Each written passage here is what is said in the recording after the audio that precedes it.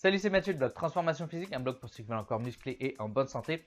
Et aujourd'hui, on va voir comment avoir une taille fine et un ventre plat. Mais avant ça, bien sûr, n'oublie pas de t'abonner à la chaîne et d'activer la cloche des notifications. C'est vraiment très important pour soutenir mon travail et surtout pour rater aucune vidéo en sciences de l'entraînement et de la nutrition. Et n'oublie pas de liker la vidéo si elle t'a plu, bien sûr. Et tu peux justement aller dans la description, c'est cadeau. Télécharger un programme destiné aux abdominaux, donc ventre plat, six-pack, oblique et tout ça, la totale. Tu peux aller dans la description, c'est totalement gratuit. Allez, c'est parti.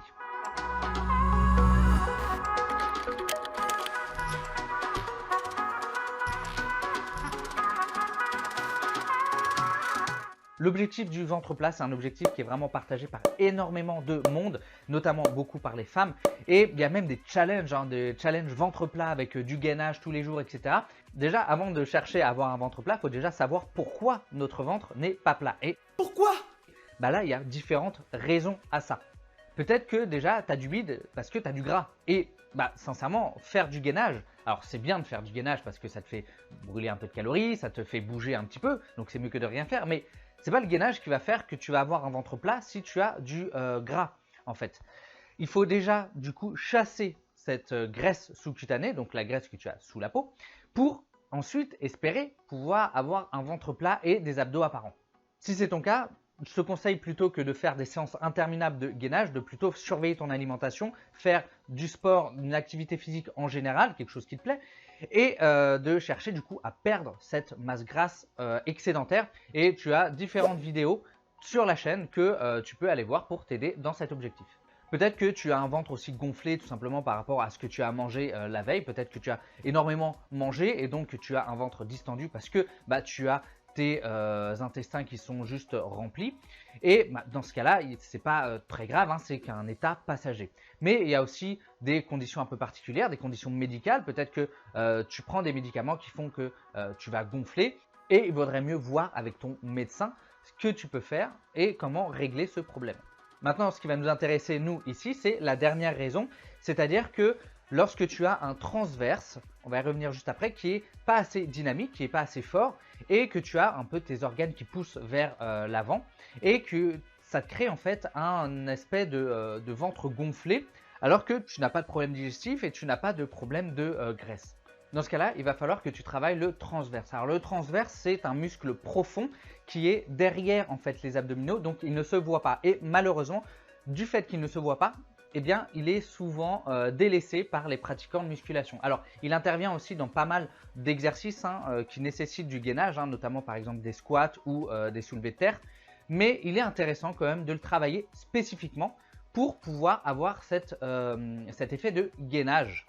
Donc, le transverse part des 5 dernières vertèbres lombaires et il vient faire tout le tour pour se terminer devant l'abdomen avec une aponévrose. Le transverse, il encercle donc les viscères et va avoir du coup un effet de corset, de gainage pour maintenir les viscères en place. Alors maintenant, je pense que c'est un petit peu plus clair pour toi, c'est que du coup, si tu as un transverse dynamique qui te permet du coup d'avoir un ventre plat, mais que au-dessus du transverse, au-dessus des abdos, tu as de la graisse, et bien maintenant, ça te paraît logique que c'est pas le gainage qui va te faire perdre ton gras finalement.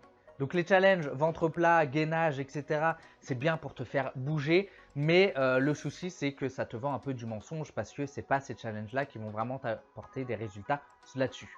Donc pour travailler ce transverse, il va falloir faire des exercices de gainage et il en existe beaucoup d'exercices et le plus connu c'est notamment l'exercice de la planche qui est assez souvent mal fait. D'ailleurs, je me suis fait un petit défi planche, tenir la planche pendant 10 minutes, je t'invite à aller regarder la vidéo.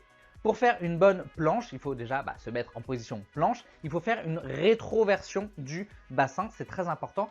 Et pour mieux activer ton transverse, il faut bien sûr rentrer le ventre. Bien sûr, au bout d'un moment, tu deviendras assez bon dans cet exercice et ça ne sert à rien de rester pendant des heures en position de gainage.